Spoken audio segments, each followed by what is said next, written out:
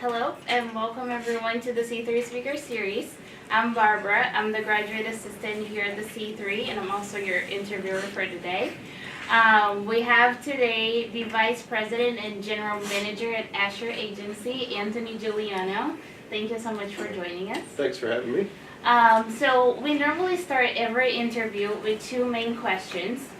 And so tell us a little bit about what you do for a living and how did you get there? Sure. Well, I always say that what I do for a living is to help people understand today's changing communication environment. And really, it's solving communication problems. If there's a business that's trying to get up and running and build its brand, we help them do that. If it's a business that's trying to sell a product, we help them do that. If a business that's trying to change a perception, we help them do that. So anything to do with communication, reaching an audience, telling a story, that's what we do. The reason I say that my role is to help people understand today's changing communication environment is because it is changing so much. This will make me sound ancient to the college students who are here, but the internet wasn't in existence, at least not as we know it today, when I was in college. And there's a lot of folks who are my age or maybe a little bit more mature in their careers who really don't understand the impact of digital and social media. So a lot of my job is really coaching people, helping them understand how that's important, how they integrate what they've been doing for a long time with the new stuff they need to be doing. And that is something I really love to do, so I'm fortunate that I really enjoy what I get to do every day. Cool. So what did you study in college, and tell us a little bit of the journey from college to becoming the vice president in the marketing agency? Yeah, well, it starts back in my first semester of college. I had no idea what I wanted to do, none. And I was the world's worst student in high school. And I think that was because I had no idea what I wanted to do, had no direction, no goals. I was, someone who was curious and I was interested in things, but not really in a focused way. So I started out in college as an accounting major. Now, when I look back, the reason I was an accounting major is because my high school accounting teacher was a lot of fun. He drove a two-seater MG convertible, and I really liked his car, and his class was easy. And I said, okay, so accounting must be the thing for me. Well, my first semester of college, my GPA was a .64. Not 3.64, not 2.64, not even 1.64, .64. And that was a little bit of a wake-up call, that I had no idea what I was doing as a student. The next semester, I took a semester off and then came back and did twice as well, which meant my GPA was like 1.2, still not very good. So I had some really good influences at that time, fortunately. One was a professor named Bruce Gilman. And one day he tapped me on the shoulder and he looked at something I had written and he said, there's a lot of potential there, but here's some things we need to do differently. And that was reinforced by some other instructors that I had in college and some friends who saw in me a potential that I really didn't even see it myself at the time. So I rotated through multiple majors. I think I took just about every major they offered at Salem State University or in school, but I ended up landing on English because I knew I loved communication. I had found that I had some skills in writing, and that's where I found the passion, was in understanding how we all interact with each other, understanding how to tell a story, understanding how to reach an audience. So it started out as an interest in writing, and that grew into a general interest in communication. So I finished with a degree in English, not having any idea what I wanted to do with that professionally. When I left college, I thought I was going to be a freelance writer full-time. And after a few months, I had made, I think, $25 total as a freelance writer. And I was like, well, maybe that's not going to work out so well. So what else might I do? At the time I grew up in Massachusetts and I moved to Indiana about that same time and moved here knowing virtually no one. I think I knew 3 people at all when I moved here. And didn't have a lot of connections, didn't really have a lot of direction career-wise. But I did find a job eventually. And one of the great things this company offered was tuition reimbursement. If you ever have the opportunity for tuition reimbursement, take advantage of it. It's the best thing ever. So they paid for me to go back, and I ended up getting a master's degree in English. I still really wasn't sure what I wanted to do with that, but I said, it really can't hurt me to get another credential, and I love to study this stuff anyway. I had at the time some free time because my son wasn't yet born and my job was, really a 40-hour-a-week job. So I went to IPFW and earned a master's degree in English. That led me to an opportunity at Parkview. Started working for Parkview shortly after I finished that master's degree. And that was my first real marketing job. And it was a great experience, first of all, because my boss was awesome. Her name is Karen Manis, and Karen was great at letting me make really small mistakes and helping me learn from those, but also giving me some freedom to try some new things and do things differently. So in that job, not only was I writing, which was really the skill that I thought I had coming into the job, but I was doing design work, I was doing media relations, I was doing just about everything you can imagine in marketing and communication. And what that taught me was not only what am I good at, but what are all the things I'm not good at. And I learned that there's a lot more that I'm not good at than I am good at. So I was able to decide where do I want to focus my attention and focus my efforts. After I after I worked at Parkview for about 5 years, I decided to enroll in an MBA program here at Indiana Tech. So I was in the College of Professional Studies as an MBA student and really had an appreciation for what Indiana Tech offered. At the time, unlike the first master's degree I pursued, my son was recently born, so I had a young child. My job was more demanding, and Indiana Tech was great about making education work within that framework, making education something that I could make a priority while keeping my other priorities with my family and my job. So I enrolled in the MBA program, finished there, took another job for about a year. It wasn't a great fit for me, but I learned some things, met some great people. And then shortly after finishing my MBA at Indiana Tech, I started at Asher Agency. So I've been there for about 13 and a half years now. And I knew from the first day I was there it was my favorite job I'd ever had. It was a very informal atmosphere. It was an atmosphere where there was a lot of collaboration. It's a small business. Today Asher has, I think, 63 employees. When I started, we only had 23. So one of the challenges I've found that I don't enjoy is in a big organization when there's too many people involved and there's too many moving parts. That doesn't work really well for the way my brain works. But in a small organization, when I can see things through, I discovered that that worked for me. But for those of you who are younger, if you break that down, it was really, I was 35 before I figured out what I wanted to do. I had to make some mistakes, I had to try some things, had to fail at some things, and I really wouldn't change any of it because all of it shaped where I ended up and helped me decide what I wanted to focus on. So when you found out what your strengths were, what did you do with your weaknesses? Did you work on those, or you just left those alone and...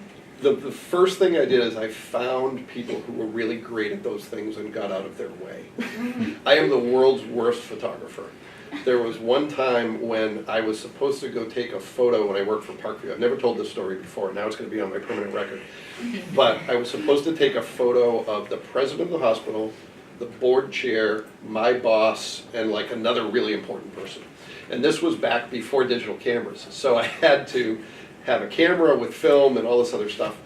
I got to the place to take the photo, and I snapped what I thought were photos. Turns out I never put film on camera.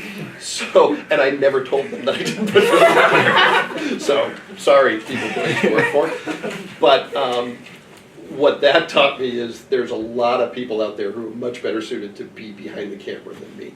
And that's one of the things I most enjoy about my work right now is finding people who are really great at what they do and uplifting them by allowing them to do that and being really good at what I can do. There's other weaknesses I've worked on. One of my biggest weaknesses today is probably listening skill. As you can tell, I like to talk. So if I'm in a meeting, I have a natural inclination to answer every question and be the loudest voice in the room. And I've had to really kind of back up with that a little bit and know that I'm not going to learn much if my mouth is open. So some of them I work on, some of them I just kind of delegate and outsource and let other people do their best work. So it kind of depends on what the weakness is. But I have plenty of them, so I've had a lot of opportunity to work on them.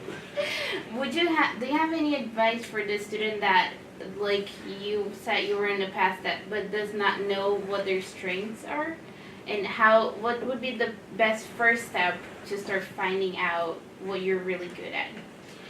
Yeah, I would say the first thing is to try stuff, is to not be reluctant to try things you haven't done before.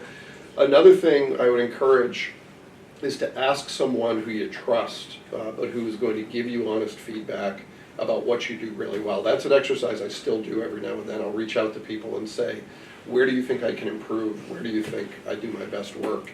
Because when you're living in your own skin every day, sometimes you don't see those things, and it's good to get that objective feedback, especially when you're younger, to talk to instructors. One of the best things about being in college is you get feedback all the time. It might not feel like such a great thing when the feedback isn't all that good, but once you get into the working world, it's really hard to get that feedback. You'll send someone an email, and you'll say, did you read the email? And they'll say yes, even if they haven't, or the report you send in, they'll say it's great, even if they don't think it is. So college is a great opportunity to get that feedback. I would have a thick skin about that, because almost without exception, and certainly here at Indiana Tech, the faculty I've met over the years who give you a grade that maybe is less than you want, they're not happy about it either. They would rather give you an A, but they're trying. They're trying to show you a place where you can improve. So I would take that feedback and really, don't take it personally, but look at it as an opportunity to improve. That's a great way to get that objective feedback. And again, some of it is trying things that maybe you haven't tried before. You might be surprised at some of the things you'll have to do. Is there something else that you know today that you wish you would have known when you had just graduated from college? Yeah, there's a lot of things. I would say one is the importance of relationships. When I was in college, I used to hear the phrase, it's not what you know, it's who you know, and I always hated that because I thought it was unfair. I was like, really, it should matter what your skills are, what your talent is, and what your knowledge is.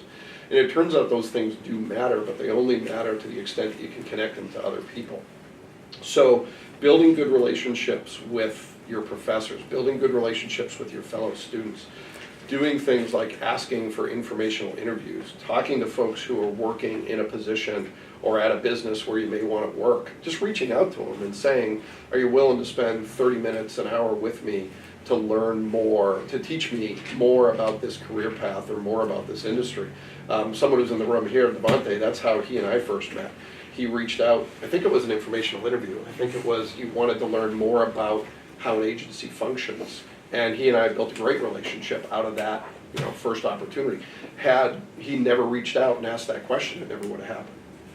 Do you have any favorite spots in Fort Wayne that you would recommend for students to get out in the community and kind of network and try to find these people? Yeah, there's a few things that come to mind. One of the best opportunities is through volunteer work, to find organizations that do work you're passionate about and find a way to be of service to them. I currently work with 2 organizations, actually 3, on a volunteer basis. One is Fort Wayne Trails. We've got a great trail system in Fort Wayne. I think more than 100 miles of connected trails for biking, walking, and running. And I've always been a huge fan of trails. When they had a need for some help on the marketing side, I was happy and remain very happy to be part of that organization.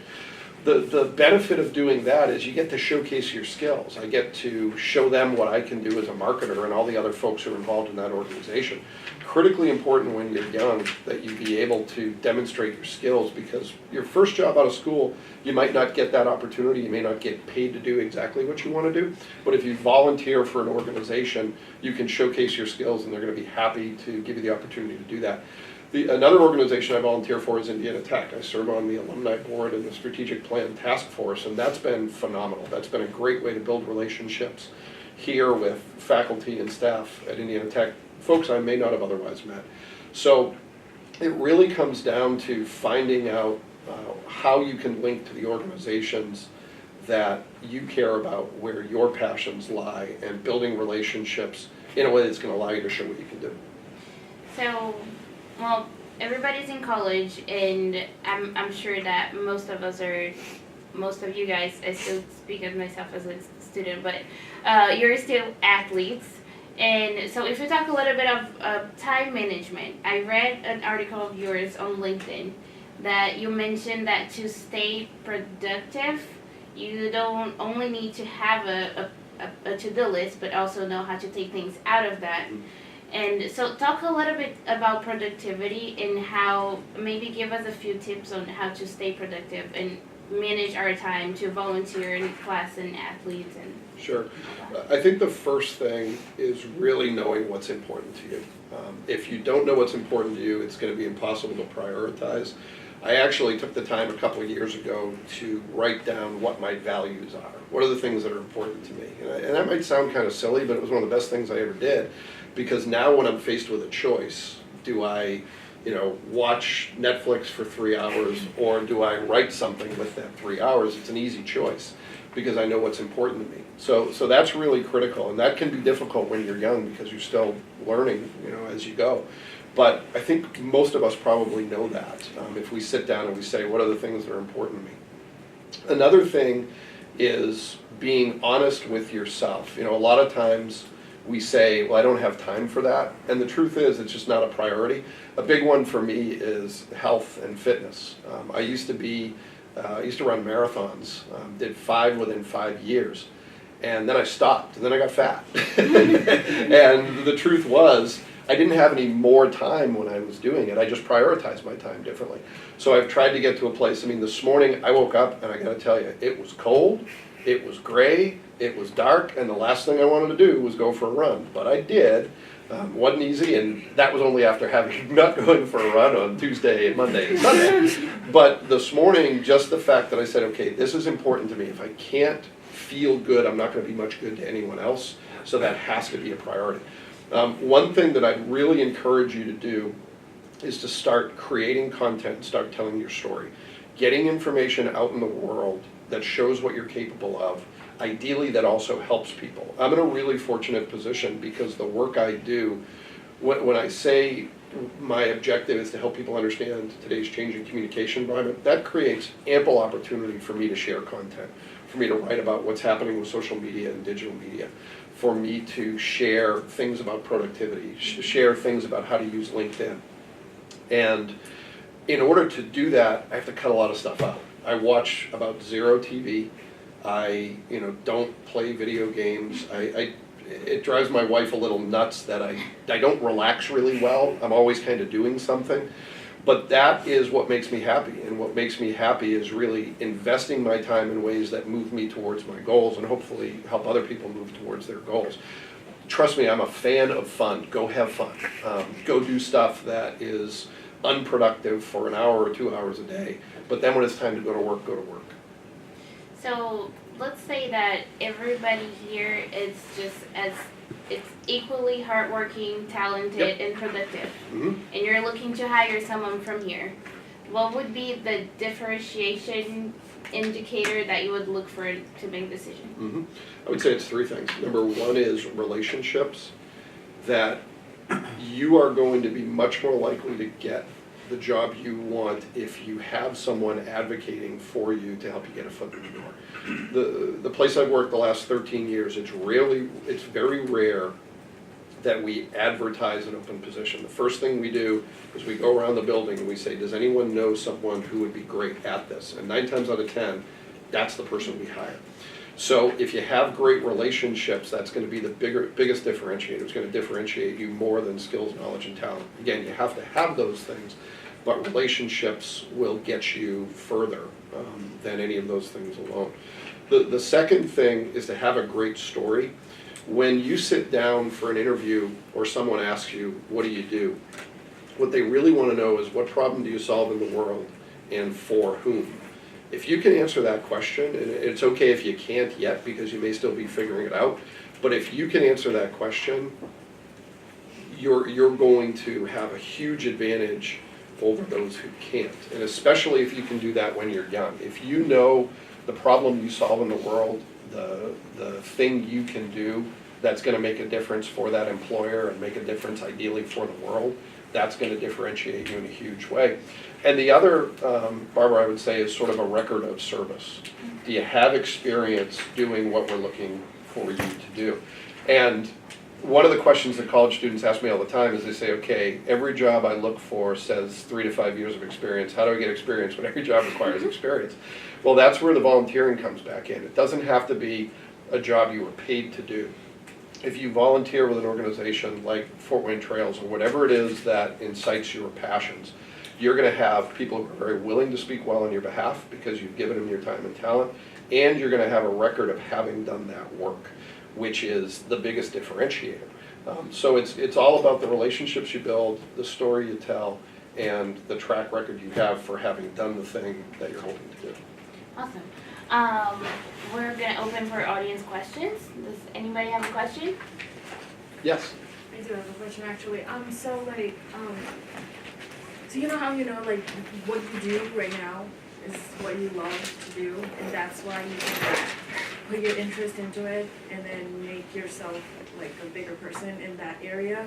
So like, what if you like this job that you want to do, but like you don't really like that, but that offers you way more than what you like. Like, so my actual question is actually, should you put your passion and your profession separate, or do you, do you mesh it together sometimes or something like that? Sure. And what's your name, please? Susan. Susan. So the question is, do you, let me make sure, let me paraphrase this a little bit. Are there times when you need to sort of put the reality of having a job and making an income ahead of your passion? Is that Yes. a fair restatement? Yes. Yeah, I think the answer is yes, because you may, number one, you may still be finding your way and figuring out where your passion is. That was me for a long time. I still needed to pay the bills, still needed to earn an income, and I was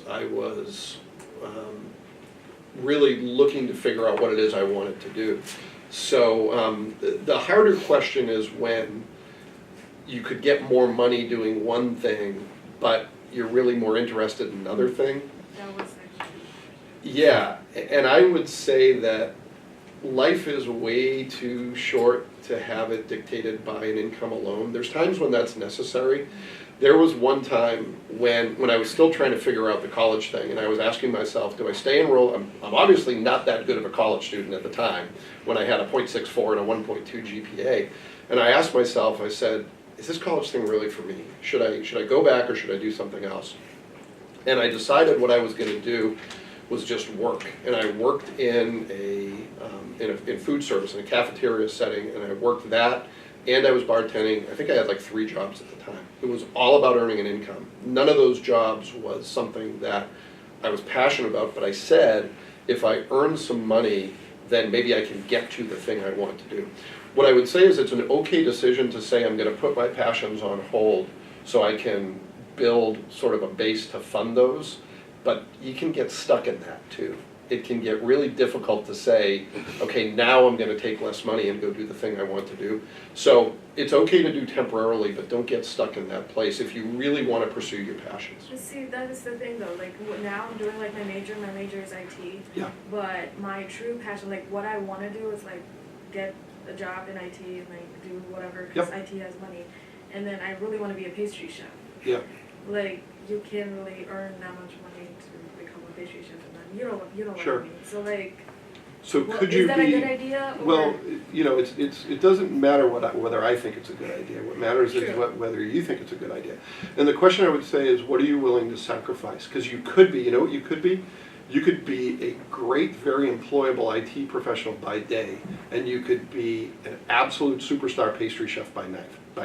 But you're not going to have a lot of free time. That's okay, if that's what you want. If when I was deciding whether to come to Indiana Tech and pursue an MBA, I knew I had a young son and I had a job. And somebody told me, they said, okay, college, an MBA can be your 3rd priority, but it can't be 4th. You can have a family, you can have work, and you can have school. But if you're trying to do a 4th thing, now's probably not the time. Maybe the pastry chef thing, maybe you do that for family and friends. Maybe you do it on the weekends. And if it grows into something else, great. There's also something to be said for the fact that the things we're passionate about that we do part-time, maybe we lose our passions for them when they become full-time jobs, right? So maybe it's better, and please understand this isn't a diagnosis or a prescription saying here's exactly what you should do, but be open to being surprised. I find that a lot of people's passion in their work, it's somewhat related to what they do, but a lot of times it's who they work with. I'm really fortunate that a lot of the people I get to work with every day are people I really love to work with. Some of my clients, people who have been part of the series, Brian Engelhardt and Mike Kelly, just great people that I just enjoy spending time with them. It's somewhat incidental that I'm providing them a service. So you can find passion in a lot of different things, and there's certainly things that you're never going to be passionate about, but don't be afraid to be full-time IT, part-time pastry chef, and then be patient about that sorting itself out. Thank you. Yep. With your .6 for consulting, Yeah. like myself, I'm trying to be a consultant for like small businesses around Fort Wayne. Like, my main struggle is trying to like put my foot in the door to like be able to help out with those small companies. So like, what is your best advice to like reach out to have a bigger kind of portfolio of like customers to help out with consulting? Sure, probably the number one way. So the question is, if you want to do some consulting, how do you put yourself out there? How do you become known as a good option for people who may be looking for those services? The number one piece of advice that I can give you, well, actually there's two. One is to build relationships, to meet people and tell your story, and make sure you have a well-honed story that helps them understand what problem you can solve for them. The second thing is to create content, to put content out in the world that demonstrates what you know. One of the best opportunities I ever had about 6 years ago, a guy named Rick Ferrant, who currently is at Northeast Indiana Works. At the time, he was a reporter for Fort Wayne Business Weekly, and he gave me the opportunity to write a monthly column for that publication about social media and marketing. So I get the opportunity every month to help people solve problems in that area.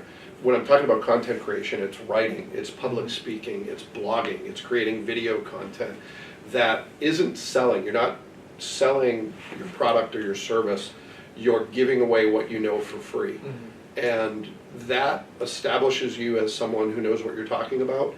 It also, there's a little bit of reciprocity. If you do help people solve a problem, the next time they're looking to solve a like problem, they may come to you.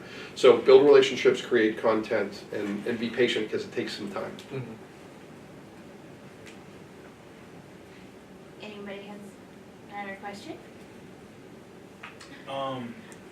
So I want to know just a little bit about how to adapt to change. And you could look at this from just a work perspective.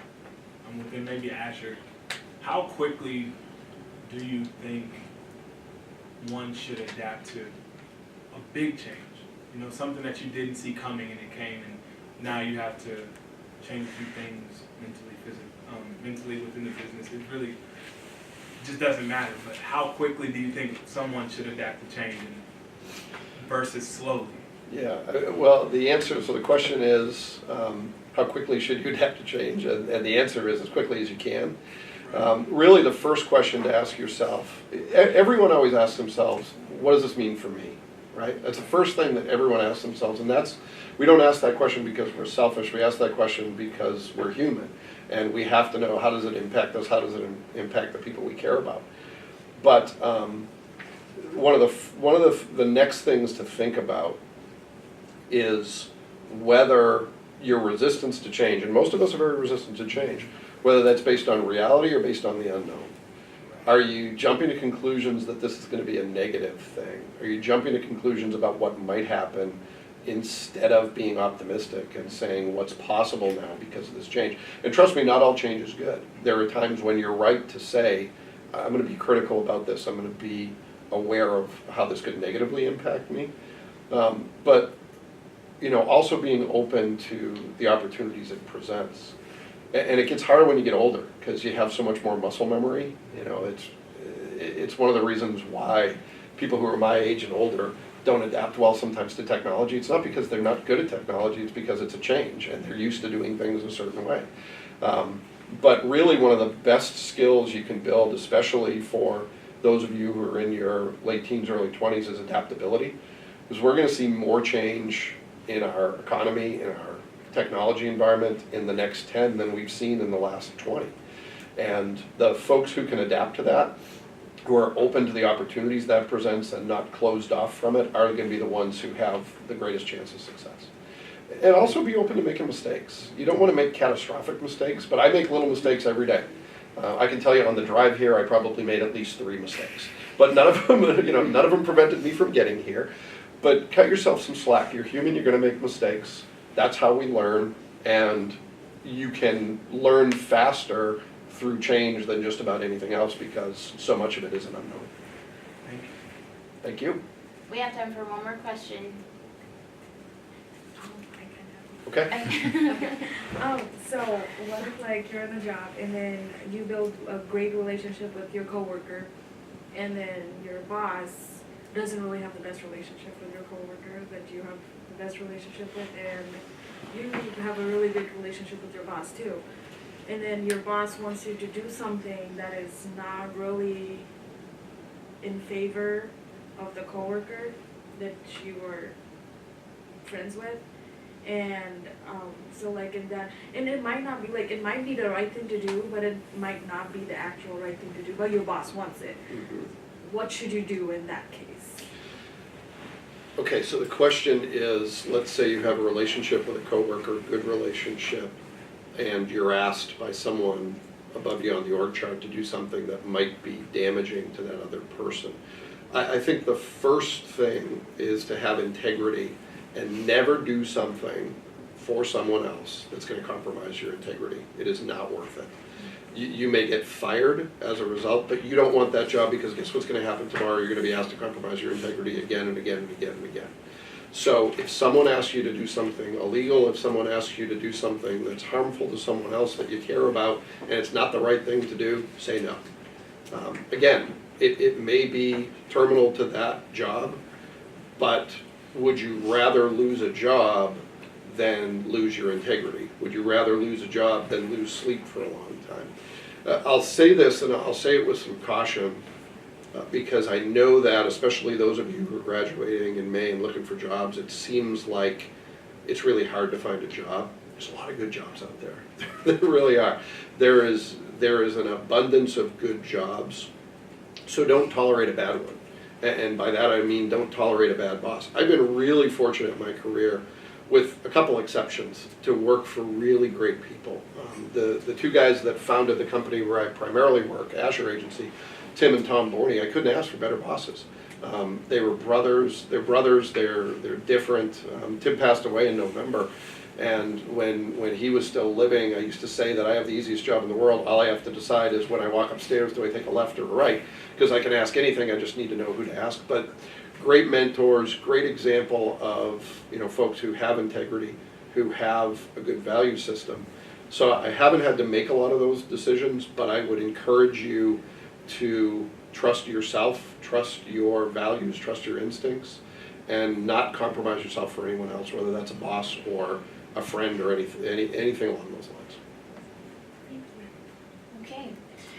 So we're going to wrap up the interview with a rapid fire Oh boy, session. rapid fire, okay. So you have like 2 to 3 seconds to answer each question. Wow, man, didn't know what I was getting into. Okay, Ready? all right. Favorite Fort Wayne restaurant? Totally. Dog or cat person? Dog, but other people's dogs. I don't want a dog of my own, it's too much work, but I love other people's dogs. If you have a dog, bring your dog over. Favorite Disney character? Favorite Disney character? I'm way too much of a realist. I don't watch a lot of Disney movies. So let me see. I don't know. Man. Pass. What do you do to relax? I run. I like to run. I like to go for walks with my wife. I like to hang out with my wife and my son. My son and I just went to Australia. Best place ever if you have the chance to go there. So I like to travel. Like to spend time with friends, go to dinner, talk, and yeah. Biggest pet peeve? Biggest pet peeve? Man, these are really hard. 2 seconds. Probably pessimism.